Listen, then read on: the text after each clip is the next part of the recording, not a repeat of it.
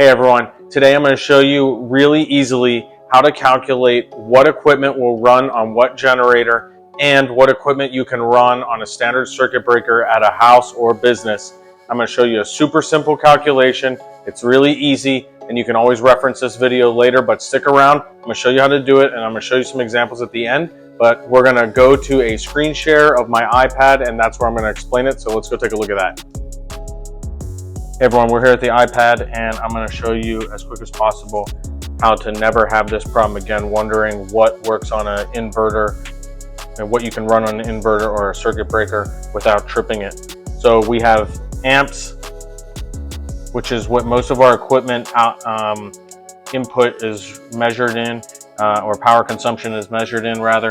And then you have volts, which is what power our outlets and inverter, and then you have watts, and watts are what most generators or inverters are listed in capacity.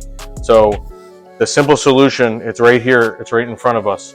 So watts divided by volts gives us amps, and conversely amps times volts gives us watts. All right, so let's use a practical example and let's see if your equipment will run on the Predator 3500. So the Predator 3500 generator, which I believe you can get at Harbor Freight, gets its name because it has a 3500 peak output. We don't really care too much about peak. Peak is the initial power surge, or surges during power. What we care about is the running wattage, which is 3000 watts.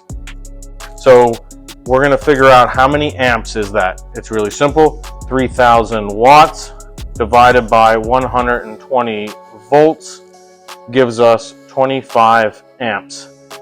So we know that if we buy the Predator 3500, we have 25 amps to work with.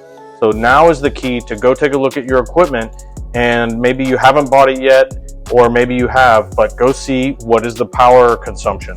So our 10-gallon compressor is a 13 amp compressor, and our vacuum cleaner is a 12 amp rigid shop vac. So we could run both of ours on the Predator 3500. We could not, however, run those same things on a typical circuit that you find at a house or a business, which are typically 15 amps, maybe 20 amps if you're lucky. So you have a 13 amp compressor. Even if you did have the 20 amp fuse and circuit breaker, you still couldn't run the shop vac. So, you know, when you're looking at your equipment, you need to decide, okay, how many amps do I need? You know, can I afford to only run the compressor or do I need the compressor and the vacuum cleaner at the same time, and I don't have a generator? Then you know that you're either going to have to buy a generator or you're going to trip the client's fuse. And you can also find shop vacs that are bigger than 12 amps. And so if you had a 14 amp, you know, shop vac, for example, and you had that 13 amp compressor, you need to realize that you will not be able to run that on the Predator. You'd need something larger.